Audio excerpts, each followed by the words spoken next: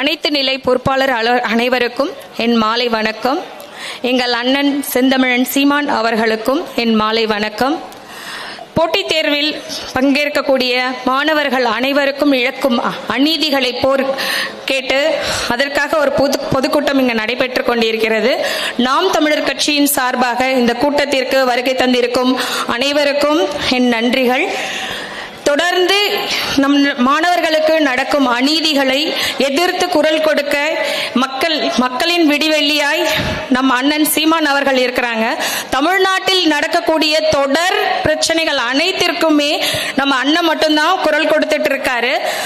இங்க மற்ற கட்சிகள் எல்லாருமே நம்ம தமிழ்நாட்டு மக்களுக்கு பிரச்சனைகளை கொடுக்கறதுக்கு மட்டும்தான் இருக்காங்க, அநீதிகளை செய்யறதுக்கு மட்டும்தான் இருக்காங்க. இதை தொடர்ந்து பொதுக்கூட்டமா நடத்தி நம்ம மக்களுக்கு ஒரு விழிப்புணர்வை கொடுக்கிற ஒரு நோக்கத்துக்காக மட்டும்தான் இந்த பொதுக்கூட்டம் நடந்துட்டு இருக்கு. இதை தொடர்ந்து நம்ம தமிழ்நாட்டில் ஏகப்பட்ட பிரச்சனைகள் நடக்கு. போட்டித் தேர்வுல தயாராகக்கூடிய மாணவர்களுக்கு முறைகேடு நடந்ததை பத்தி பேசுறதுக்கு இங்க நிறைய பேர் வந்திருக்கிறாங்க. இது மட்டும் இல்லாம போட்டித் தேர்வு நடக்கக்கூடிய இடங்கள்ல நடக்கிற முறைகேடுகள்ல ஏகப்பட்ட கொஸ்டின் பேப்பர் ரிலீஸ் ஆகிறது, கொஸ்டின் பேப்பர் வெளியிடுறது, இந்த மாதிரி முறைகேடுகளும் நிறைய நடந்துட்டு இருக்கு. கொஸ்டின் தான் பிரச்சனையா இருக்குன்னா, அதுதான் கடினமா இருக்கு அப்படின்னா, அதுல இருக்கிற முறைகேடுகளும் அதிகமா இருக்கு. அது மட்டும் இல்லாம அதுக்கு தயாராகக்கூடிய மாணவர்களுக்கு ஏற்ற ஒரு பாட புத்தகங்களோ இங்க இருக்கிற லைப்ரரியில கூட ஒரு தேவையான பாட புத்தகங்கள் கிடையாது, அமர்ந்து படிக்கக்கூடிய ஒரு நல்ல இடம் கிடையாது, அவங்களுக்கு முறையான ஒரு வழிகாட்டி கூட இங்க பெரம்பலூர்ல கிடையாது. நிறைய மாணவர்கள் இங்க இருக்காங்க, படித்த பட்டதாரிகள் தமிழ்நாட்டிலயும் இருக்காங்க, நம்ம பெரம்பலூர்லயும் நிறைய பட்டதாரிகள் இருக்காங்க. அவங்களுக்கு தேவையான அளவுக்கு வழிகாட்டக்கூடிய வழிகாட்டிகள் உண்மையிலேயே இங்க கிடையாது. அது மட்டும் இல்லாம இங்க பொது பிரச்சனைகள் பத்தி நான் பேசலான்னு இருக்கேன். பொதுவா பாத்தீங்கன்னா இங்க இருக்கிற பஸ் ஸ்டாண்ட்ல இருக்கிற கழிப்பறையே பாருங்க, பெண்களுக்கு ஒரு நல்ல ஒரு கழிப்பறையே கிடையாது. ஆனா விடியல் பயணம் சொல்லுவாங்க. விடியல் பயணம்ன்றது 10 நிமிஷம் பஸ்ல போறது விடியல் பயணம் இல்ல. இந்த வாழ்க்கை இந்த 5 வருஷம் அவங்க நடத்துற ஆட்சியில மக்களுக்கு விடியல் பயணம் இருக்கா, நம்மளோட பெண்களுக்கு விடியல் பயணம் இருக்கா அப்படின்னா இல்ல.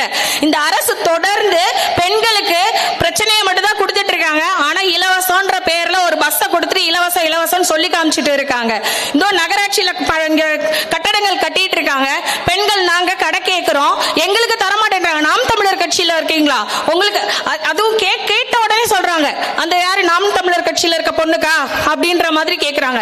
இங்க கட்டிட்டு அந்த திமுக கட்சிக்காரவங்களே தான் அந்த கடையை எடுத்து நடத்துறதுக்கு ஏலம் எடுக்கிறாங்க. எதுக்கு இது? திமுக ஆட்சிக்கு மட்டுமே உரிய ஒரு அரசியல் மட்டும்தான் நடக்கணுமா? பொதுமக்களுக்கான வாழ்க்கையே கிடையாதா? இந்த நாட்டுல எல்லா இடத்துலயும் திமுக மட்டும்தான் நிலைநாட்டணும்ன்றத ஒரு குறிக்கோளாவே நடத்திட்டு இருக்காங்க. அதுக்கு உதாரணம் தான் கலைஞர் முனைவர் நிலையம் சொல்லிட்டு நம்மளோட இதுல நடத்திட்டு இருக்காங்க. திருச்சியில ஒரு பஸ் ஸ்டாண்ட் வந்திருக்கு, அதுக்கு பேரு கலைஞர் முனைவர் நிலையம். நம்மளுக்கு பஸ் ஸ்டாண்ட் தானே அரசாங்கம் தானே ஏற்படுத்தி தராங்க, அவங்களோட பேர் தான் அதை வைக்கணுமா?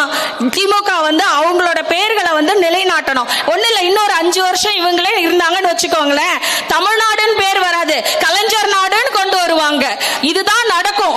இதே நீங்க ஓட்டு போட்டு அவங்களை ஜெயிக்க வச்சீங்கன்னா இந்த தமிழ்நாடா இருக்காது, தமிழ் ஈக்குவல் டு கலைஞர், கலைஞர் நாடு அப்படிதான் கொண்டு வருவாங்க. இந்த அநீதி எல்லாத்துக்குமே நம்ம சரி பண்ணணும் அப்படின்னா நம்ம அண்ணன் மட்டும்தான் குரல் கொடுத்துட்டு இருக்காரு.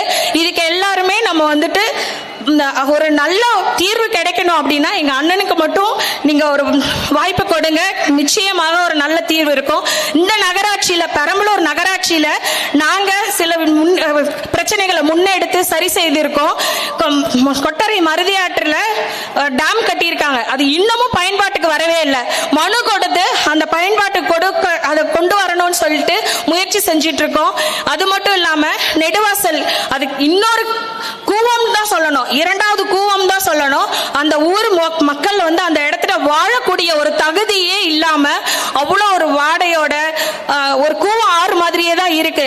அதுக்கும் நாங்க மனு கொடுத்து அதையும் சரி செய்யறதுக்கான ஒரு முன்னேற்பாடு ஜூன் 3ஆம் தேதி முதற்கொண்டு நாங்க போய் மனு கொடுத்து அதுக்கான தீர்வை நாங்க கேட்டிருக்கோம். இதுல பாத்தீங்கன்னா நம்ம நகராட்சி ஆணையர் இருக்காரு ராமர் சார் சொல்றாரு, இதுக்கு எம்ஆர்எஃப் கம்பெனில இருந்து நிதி அந்த கழிவுநீரை எடுத்து சுத்திகரிச்சு எடுத்துக்கிறதா அவங்க சொல்லி இருக்கிறதா சொன்னாங்க. அப்ப கவர்மெண்ட் என்ன பண்ணுது? இத ஒரு தனியார் நிர்வாகம் எடுத்து அதை செய்யறாங்க அப்படின்னா அப்ப கவர்மெண்ட் நிர்வாகம் என்ன பண்ணுது? நம்மளோட பண்ணுது. எங்க நிதியெல்லாம் எங்க போகுது?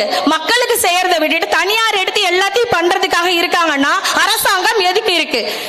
இது எல்லாத்தையும் சரி செய்யணும் அப்படின்னா நீங்க எல்லாரும் நம்ம நாம் தமிழரையே வாக்களிக்கணும், நம்ம நாம் தமிழருக்கு பின்பற்றணும். நன்றி, வணக்கம். நாம் தமிழர்.